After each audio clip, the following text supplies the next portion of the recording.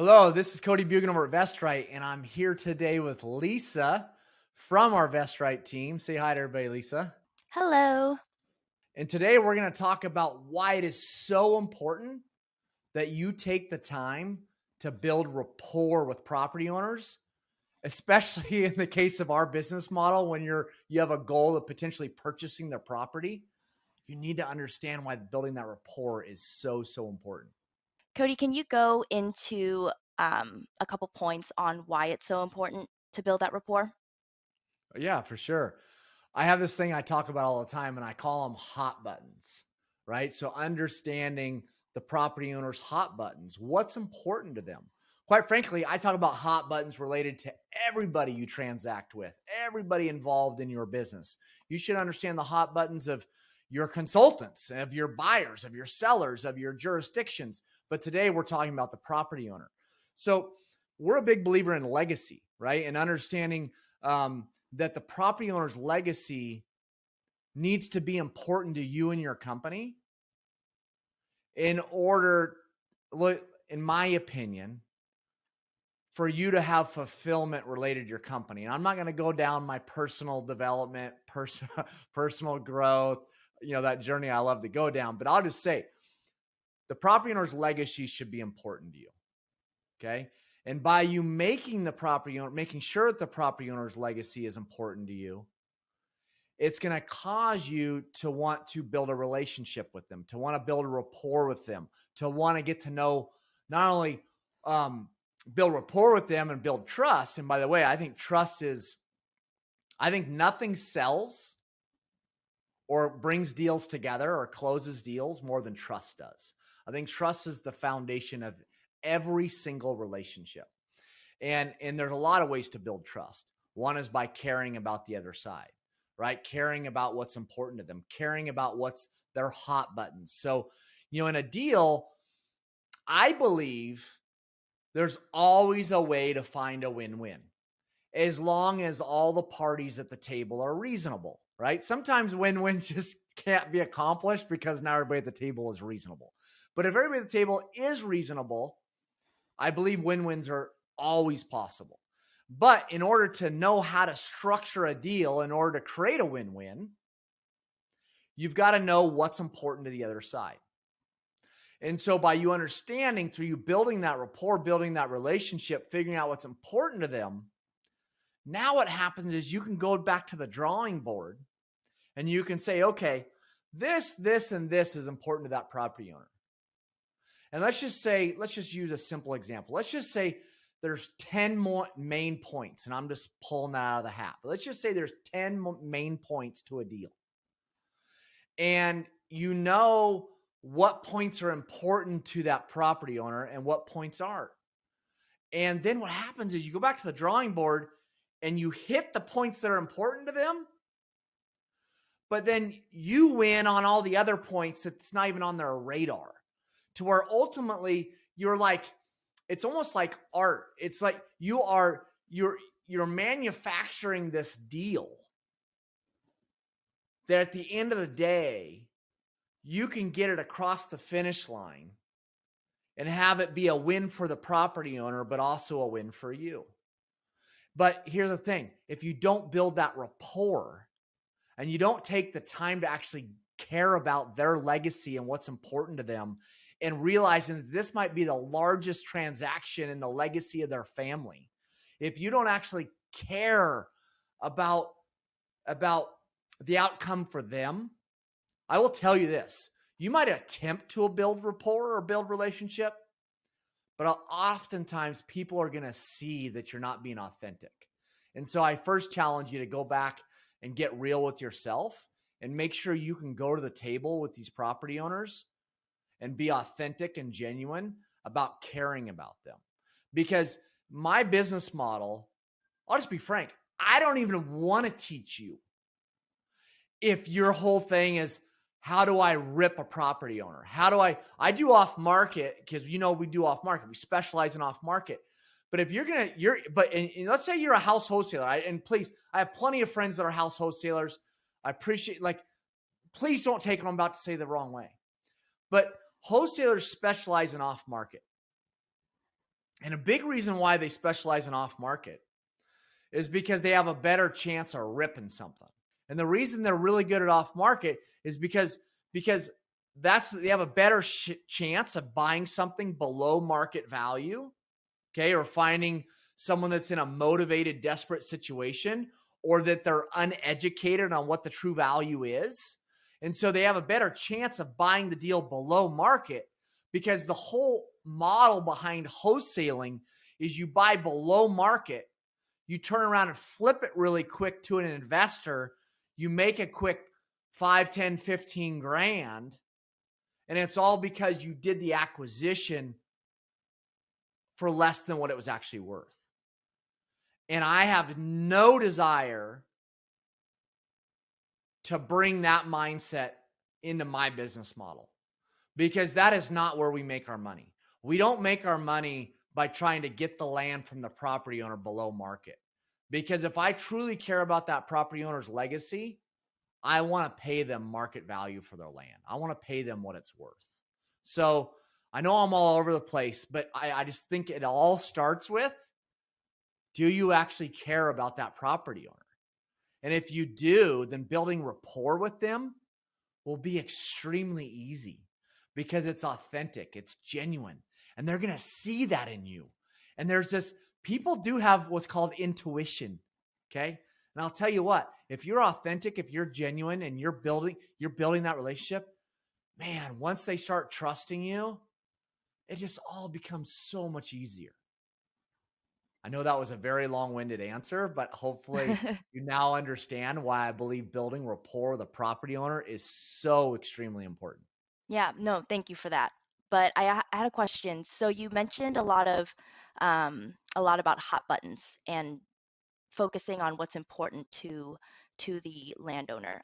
Can you give a few examples of those hot buttons? Some common Yeah. ones, maybe? I mean, some of the common things in a deal is, okay, what's the price? Okay. How much earnest money are you going to put up? Um, how long is your feasibility study? How long until you close? Like, there's these kind of key, components to a deal. But let's just say,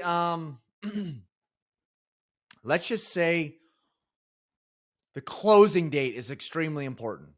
Okay. Because and that's often a hot button in our business model, because typical real estate transactions close really quick, right? They close in 30 days, 60 days, whatever. Well, in our business model, that is not the case at all. Because if we're going to go out and pay development values for land, we got to make sure it's developable before we close. And it's not developable until it's approved for development, because you need to get the stamp of the jurisdiction.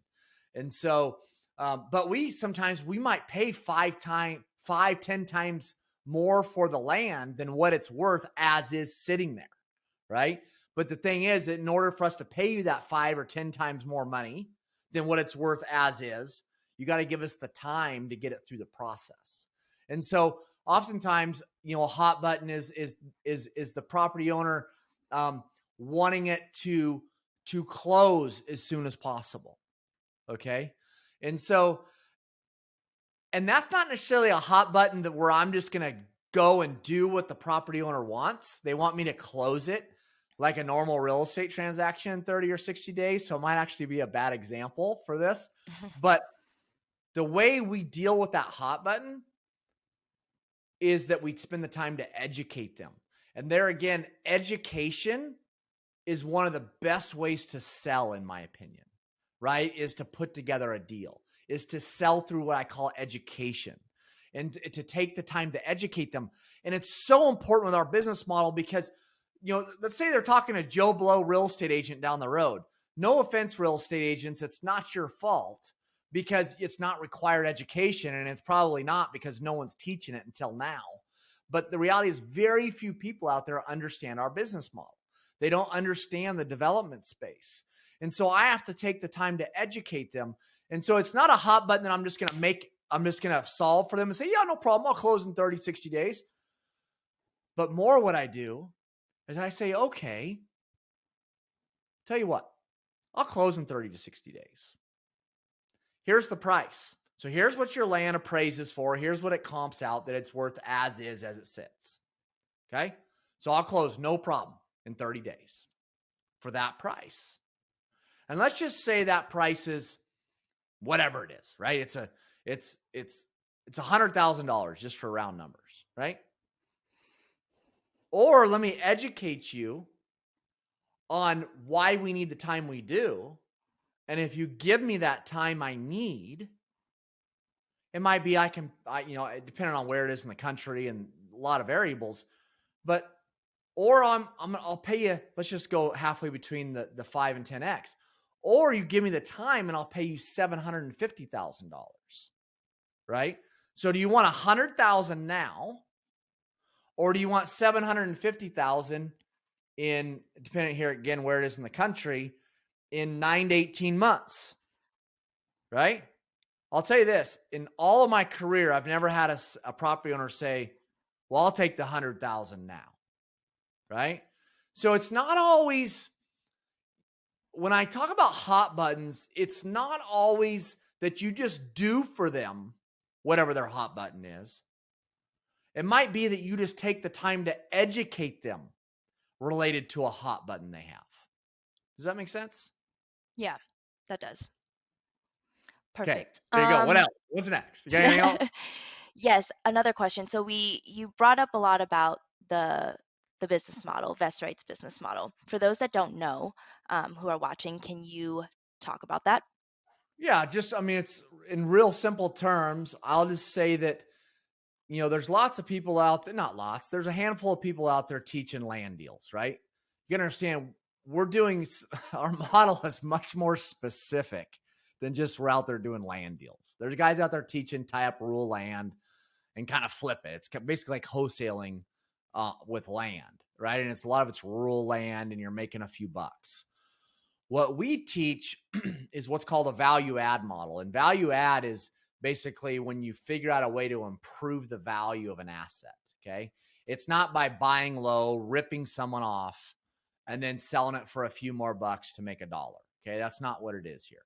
You make money by bringing value to the deal. And how do you do that? Well, let me tell you how.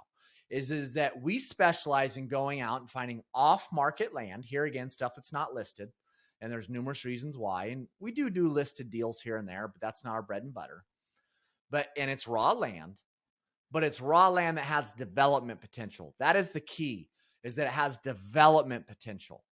And that's where the value add is, right? That's where you can go out and find this raw land that has development potential. And we teach you how to evaluate the development potential. We teach you how to underwrite the deal from an acquisition standpoint to figure out what it's worth. And then we teach you that approval process, call it land use, call it entitlements, call it whatever. It's basically getting the development approved through the jurisdiction. And then we teach you how to sell the deal, right? And so, but the value add is you take a piece of raw land and you turn it into an approved development. Extreme value add there. You bring tremendous value to that project, to that transaction. And that's why we have the types of paydays we do. So that's what we do, and that's what we teach. Hey, so I hope you found that valuable on why I believe it is so very important for you to build rapport with the property owner. And it's very key to understand, because we're talking about off-market deals here. This isn't just a property that was put up for sale and that everybody and their friends know about the deal. Is that if it's off market and just that rapport, like you're trying to take someone that doesn't have their property for sale and get them comfortable with selling their property. I can't think of a better way to do that than building rapport and them trusting you and being in a position where they see it's a good business. It's a good decision for their family to make this move. It's a good decision for their legacy. Okay, you might have found this business model kind of intriguing and you want to learn more. I get it.